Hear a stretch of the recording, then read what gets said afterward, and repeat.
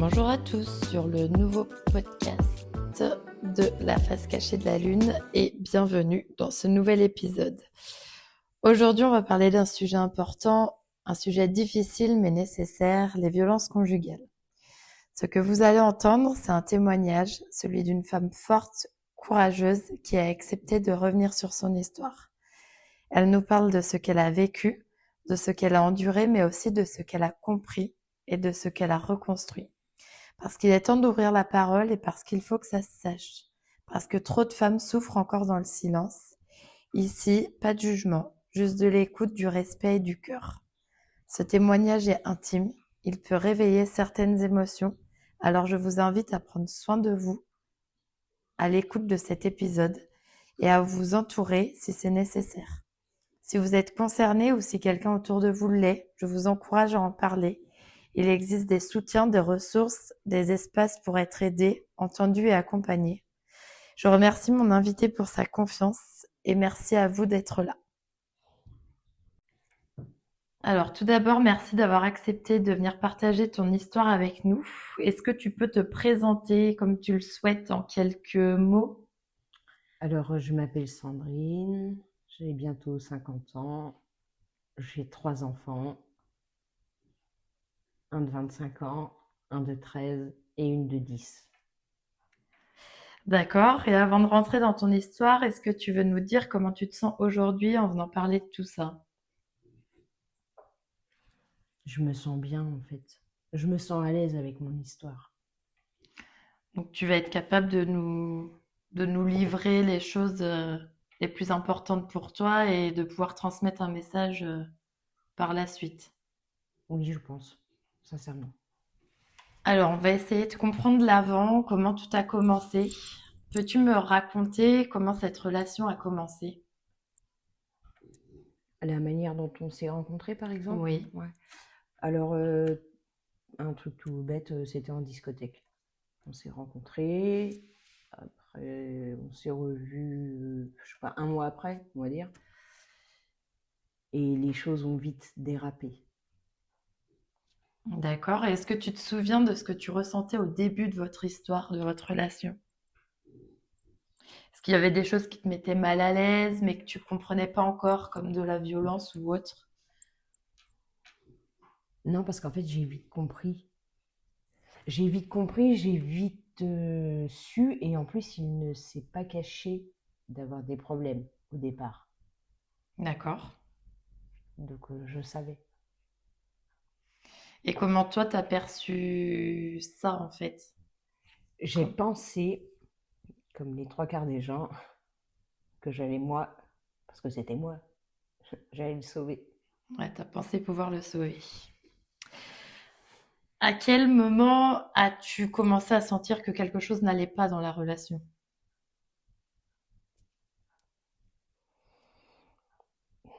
Mais j'ai jamais ressenti que ça n'allait pas. C'est ce qui est particulier, en fait. Il y avait des problèmes, mais c'était ces addictions, c'était pas, c'était pas un problème c'est un problème dans le couple, oui et non. Ouais, c'était un problème. Enfin, lui avait un problème avec les addictions, mais du coup, toi, tu ne ressentais pas forcément un problème dans le couple. Ben non.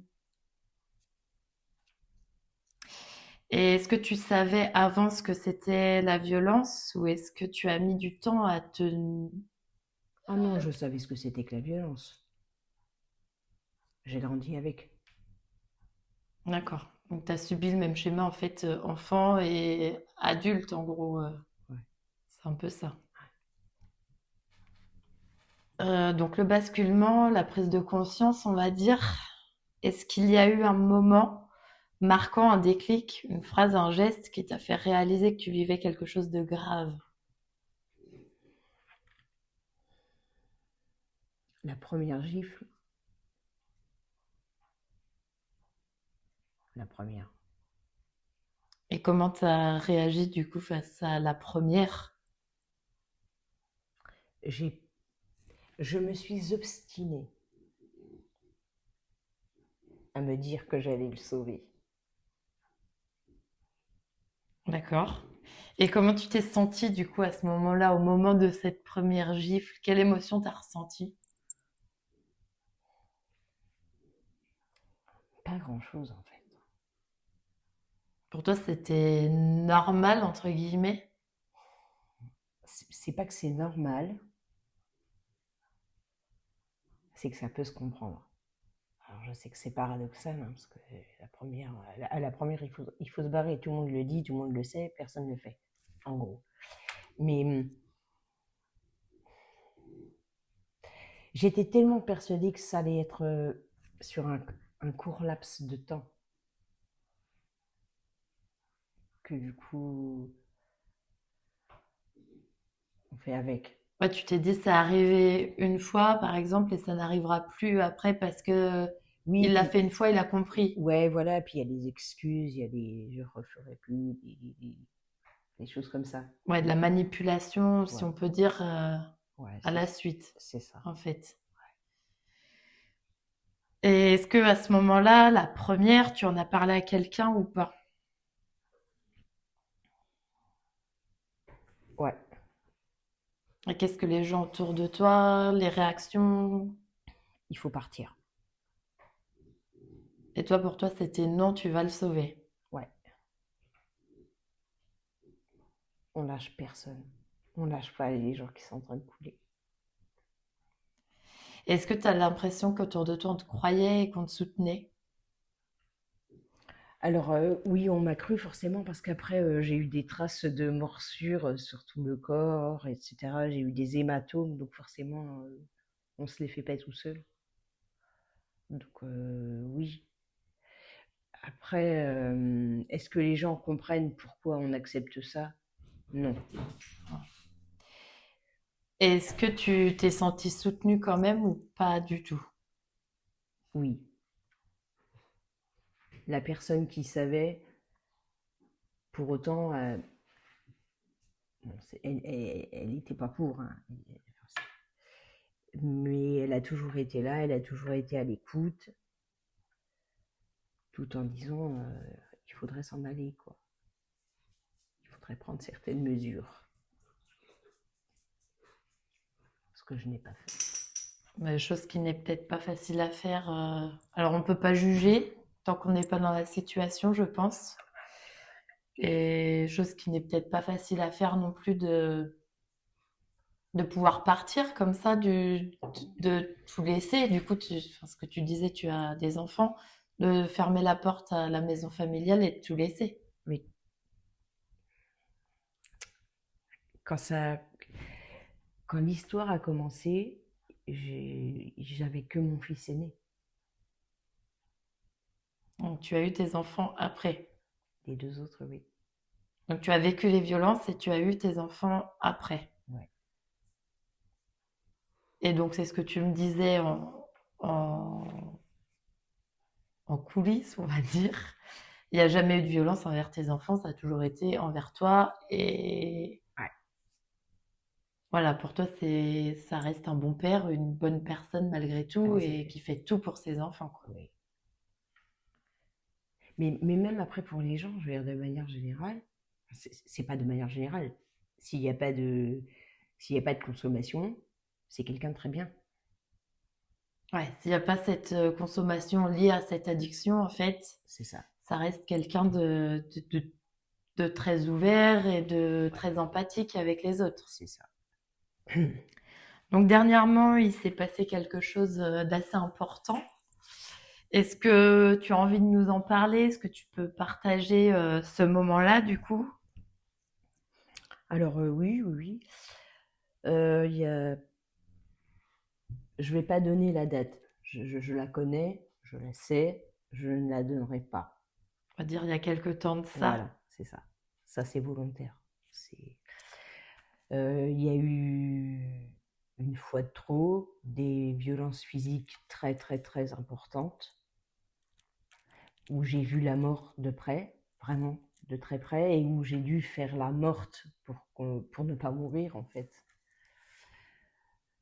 Et bon, j'ai réussi, en fait, à m'échapper de chez moi. Je me suis réfugiée chez des voisins. qui ont prévenu mon fils aîné, et mon fils aîné a prévenu la gendarmerie.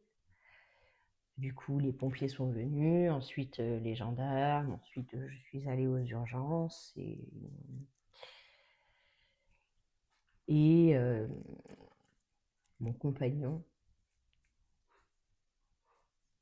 a pris le véhicule et a gentiment terminé sa soirée de fête, qui, au final pour lui, s'est terminée en cellule de dégrisement. D'accord. Et quand tu dis j'ai vu la mort de près et j'ai fait la morte pour ne pas mourir, c'est une phrase qui est quand même assez dure. Qu'est-ce que tu as ressenti en fait à ce moment-là? Est-ce que tu t'es dit c'est bon, c'est fini pour moi ou est-ce qu'il y a cet élan de se dire je fais la morte et je pars après parce que là il faut. En fait, j'ai fait la morte parce que c'était douloureux. Mais par contre, j'étais persuadée que j'allais mourir. Pour moi, c'était les derniers instants de ma vie, hein, sincèrement. Mais notre inconscient est bien fait. C'est lui qui nous protège. C'est lui qui me fait faire la morte. Mais je n'ai pas conscience. Je conscientise pas. Je pense pas. Ça se fait. C'est mécanique en fait. Ça se fait tout seul. Je me rends compte après que j'arrête de respirer, j'arrête de bouger, mon cœur ne bat plus, il n'y a plus rien. Et comme il pense que je suis morte, il s'éloigne. Et à ce moment-là, du coup, tu as pu toi partir. Voilà, c'est là. Ouais. Mais c'est pas de manière consciente, c'est pas conscientisé, c'est pas calculé, je ne me suis pas dit je vais faire semblant pour pouvoir sauver ma peau. Ouais, je pense qu'il y a la montée d'adrénaline aussi En fait, inconsciemment, je pense que tu as envie de te sauver et que tout se met en place sans que ce Ouais, soit calculé. c'est ça. Ouais, c'est ça.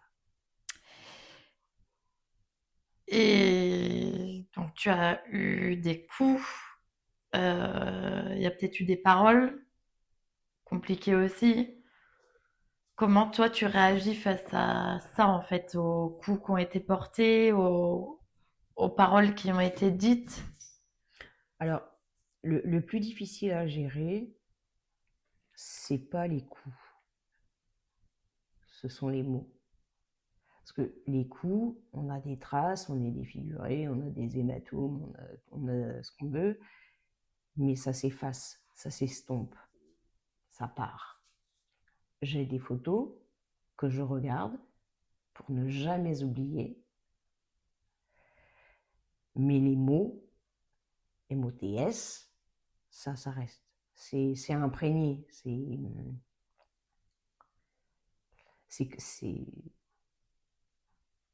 ça quitte jamais la tête. Ça résonne. Ouais, c'est ça.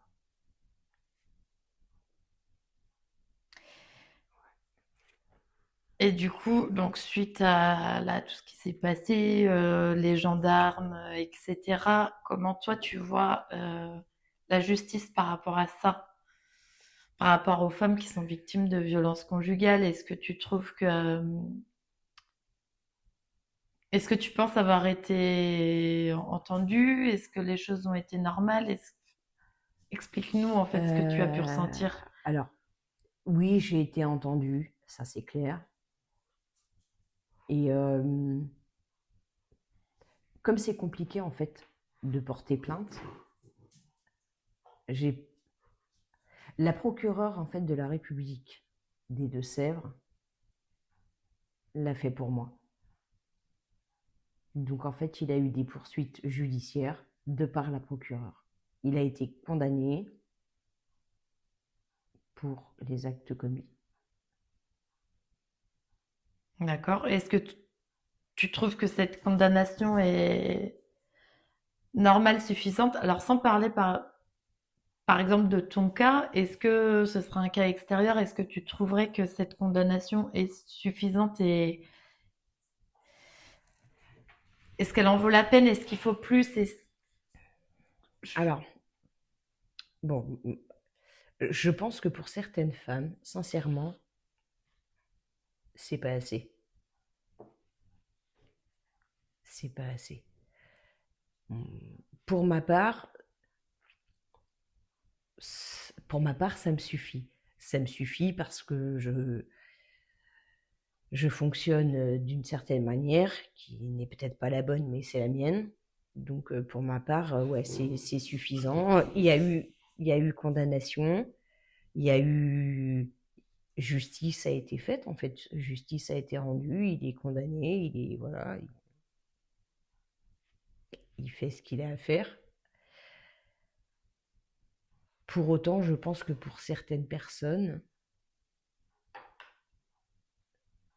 ça ne doit pas être assez, dans l'idée qu'ils se font d'un verdict, d'une Oui, sentence, d'un jugement. bah, peut-être pour les personnes du coup extérieures en fait. Oui, il y a ça, et puis je pense que même pour certaines femmes, c'est pas assez. C'est pas assez dans le sens où elles ont tellement mangé pendant longtemps Oui, que c'est pas assez. Sauf que comme je ne suis pas dans un esprit, comment je vais dire ça? Parce que c'est compliqué. Je vais choquer certaines personnes en disant ça, mais on est là sans jugement. ouais, mais je suis pas moi pour ne pas tendre la main, même quand on a mal fait, même quand on a fait des choses, ouais, très répréhensibles. Attention, hein, c'est pas, enfin, je suis pas morte. On est d'accord. Enfin, c'est compliqué. Mais bon, je ne suis pas. Je suis je suis pour tendre la main. Je me dis que personne n'est parfait. Je me dis que c'est une maladie, que toutes les maladies ont des conséquences, que si sa maladie c'était un cancer, que si que sais-je, tiens, s'il était paraplégique, s'il était tétraplégique suite à un accident, suite à des, est-ce que je laisserais tomber? Non. Il faut continuer, en fait. Il faut garder la main tendue. Donc, je garde la main tendue. Je n'oublie rien, mais je ne condamne pas plus. Oui, après c'est ta vision des choses et Voilà, c'est tout à fait entendable. c'est la mienne.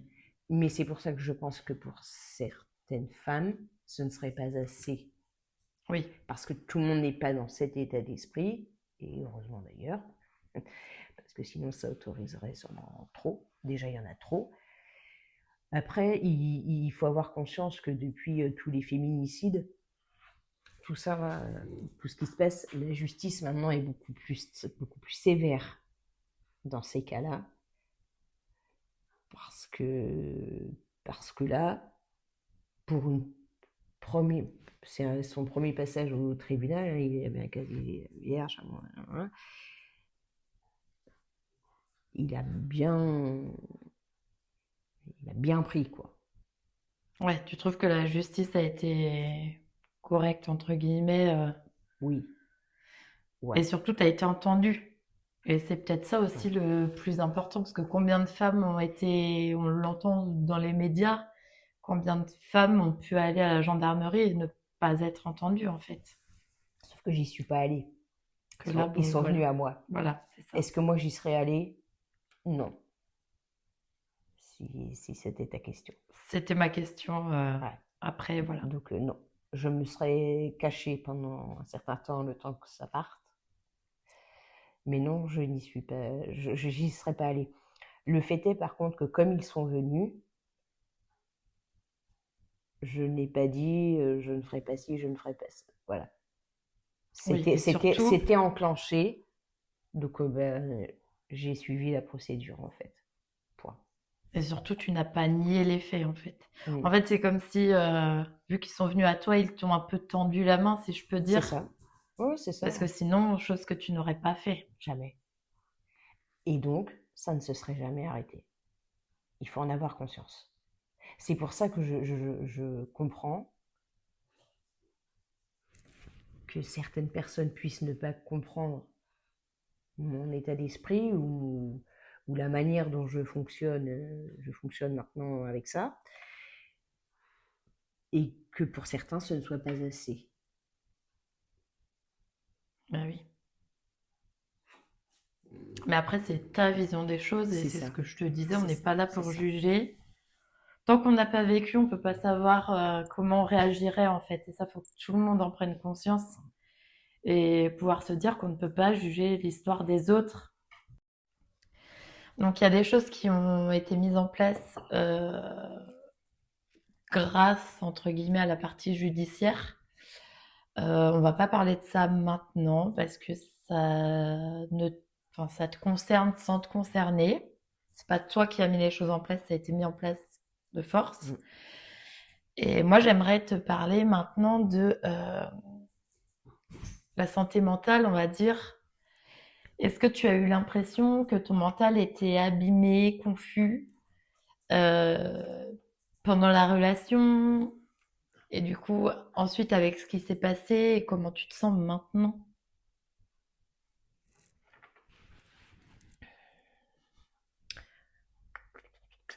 Ah, ah. Alors oui, il y a forcément eu des moments où on se dit que l'autre a raison. C'est forcément notre faute, on est responsable de ce qui vient de se passer, on fait pas bien, on fait pas assez, on n'est pas assez ceci, pas assez cela, ou trop, ou je sais pas. En gros, on pense qu'on est une grosse merde. Oui, oui, je l'ai pensé. Après, je l'ai pensé longtemps, jusqu'à cette fameuse dernière fois, je tiens à le dire, parce qu'il n'y en aura pas d'autre, c'est une certitude, jusqu'à cette dernière fois où, où j'ai pris conscience que plus jamais, jamais, jamais, on ne me parlerait comme ça, plus jamais on ne m'insulterait, plus jamais on sous-entendrait, plus jamais. En fait, cette dernière fois, t'as fait prendre conscience de ta valeur C'est ça. et t'as fait prendre conscience que ce qu'on pouvait te répéter, C'était totalement faux, que ce n'était pas moi et que moi j'étais bien différente de ce qu'on pouvait dire, enfin, de ce que cette personne pouvait dire, mais dans ces moments-là.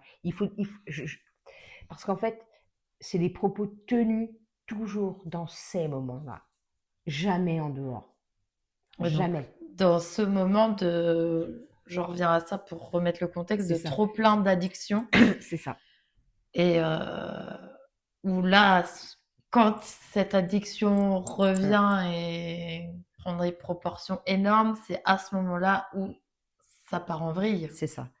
Sinon, jamais, jamais. C'est ça qui est, Ben, c'est déroutant voilà. parce que Mm. t'as peut-être l'impression de voir deux facettes totalement différentes en fait. Mais ce sont deux facettes différentes.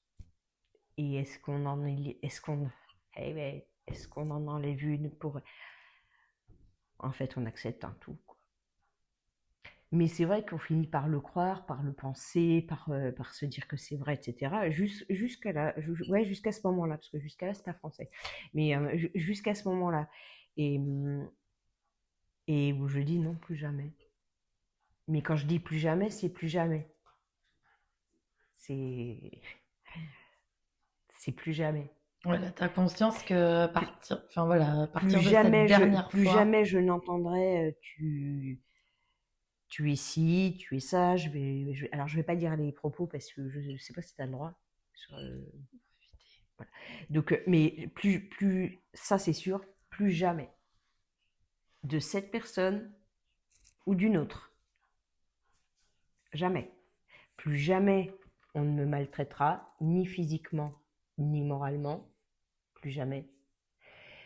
J'ai eu 2-3 jours de grande colère. mais de très très forte colère après cet événement, après, après ce lynchage. Ouais, c'est ça, un lynchage. Après, j'étais plutôt dépitée.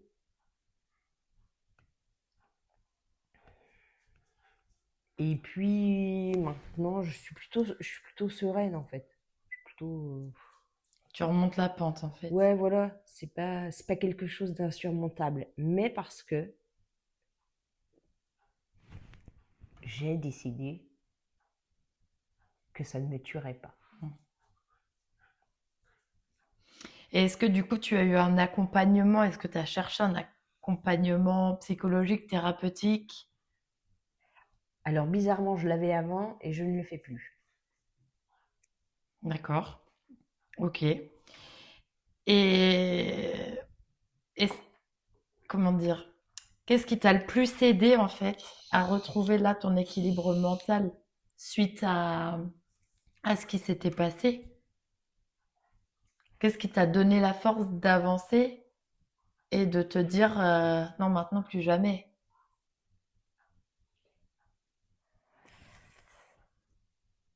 Il y a trois. En premier, c'est moi. Pour une fois, alors, on se nomme toujours en dernier. C'est, c'est français, ça. Mais c'est moi, mes enfants, parce que j'ai des enfants, et mon ami.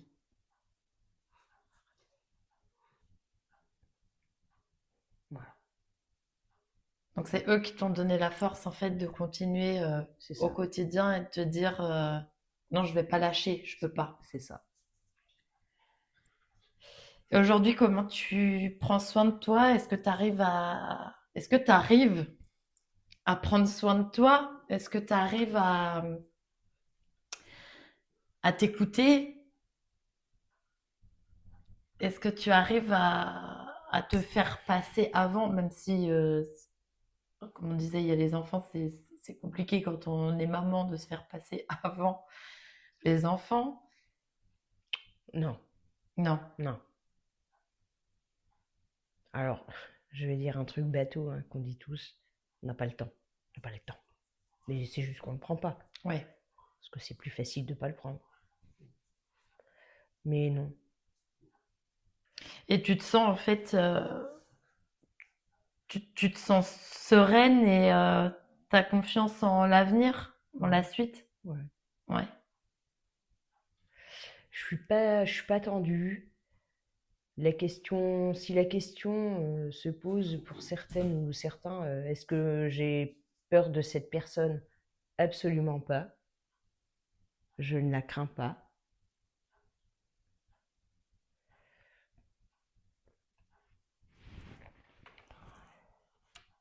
La mort m'abattra, mais rien d'autre.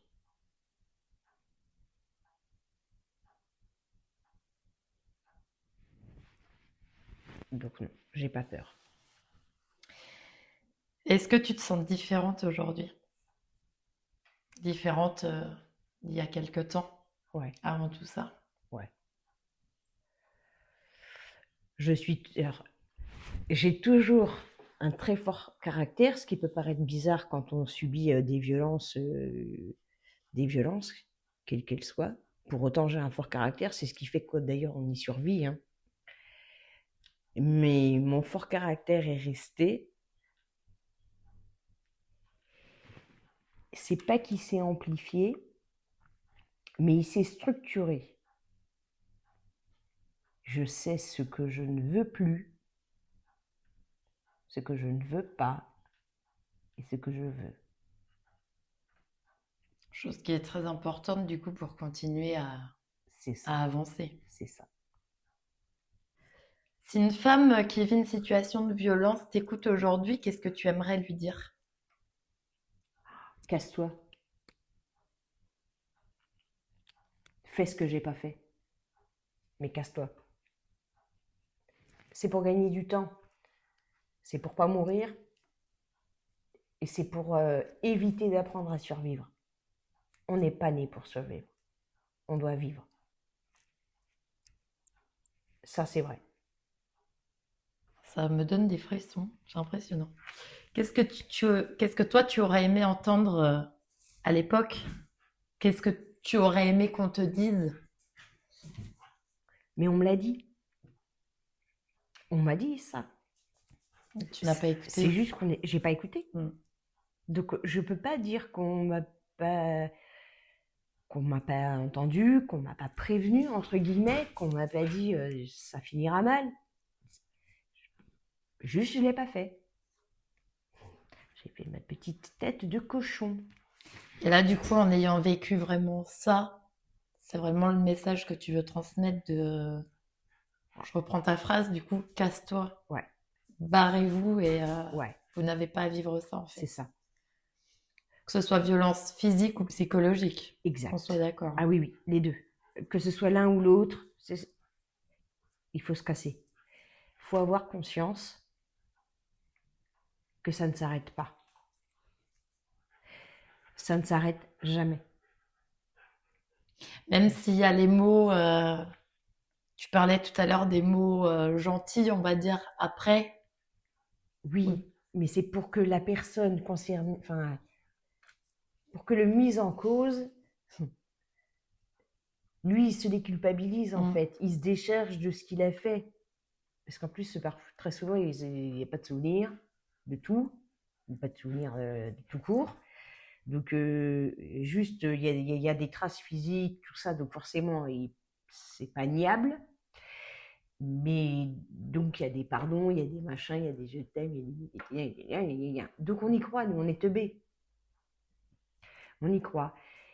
Parce qu'on a envie d'y croire. On en a besoin sûrement aussi, je ne sais pas. On est sûrement en manque d'amour, sûrement en manque d'affection. On est sûrement des personnes avec avec un passé. On a tous un passé, Oui, puis c'est ce que tu mais avec un disais, passé. ce que tu disais tout à l'heure, le fait de recevoir les coups, les mots, et en fait de se dire non, mais de toute façon, je vais le sauver. C'est ça. Donc, quand il y a le après et le je t'aime, tu es gentil, ça. tu es la femme de ma vie, Voilà. etc., eh ben, je pense qu'on se raccroche à ça en se disant je vais le sauver. Voilà. Sauf que on ne sauve personne.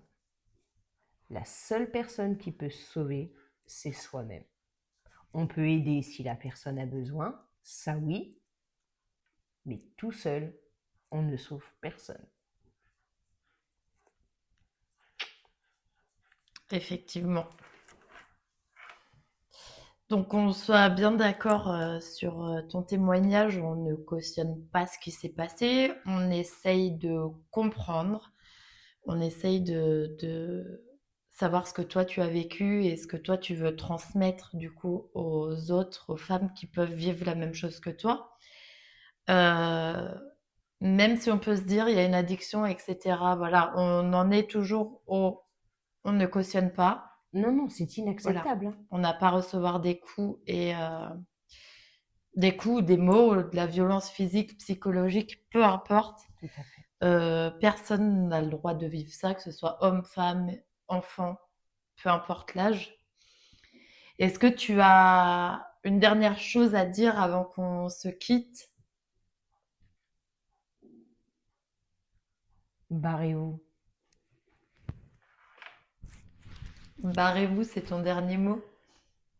Ouais. Parce que c'est inacceptable. Barrez-vous.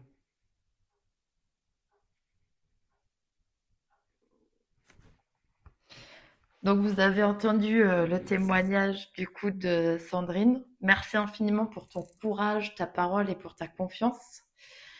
Donc on va rester sur son conseil. Casse-toi, barrez-vous, les mots les plus forts, et pensez à vous en premier. Merci d'être venu. Merci rien. pour ta confiance. Avec plaisir. Merci d'avoir été avec nous pour cet épisode fort, bouleversant, mais aussi profondément humain. Parler, c'est déjà résister. Témoigner, c'est déjà briser le silence. Si vous êtes en danger ou si vous sentez que quelque chose ne va pas, sachez que vous n'êtes pas seul. Il y a des mains tendues, des voix et des espaces où vous serez écoutés. Je vous mets dans la description plusieurs numéros et ressources utiles. Prenez soin de vous, écoutons-nous, soutenons-nous et n'oubliez jamais, ce n'est pas de votre faute. Vous avez le droit d'être aimé sans avoir peur. Je vous dis à tous à très bientôt et n'oubliez pas de vous abonner et de noter le podcast car c'est comme ça qu'on va pouvoir avancer. À bientôt!